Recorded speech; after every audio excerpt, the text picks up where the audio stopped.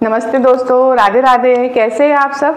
चलिए आज मैं लेकर आई हूँ आपके लिए बुंदेलखंड की एक स्पेशल और ट्रेडिशनल सब्जी जिसे लपटा या बेसन की सब्जी कहा जाता है।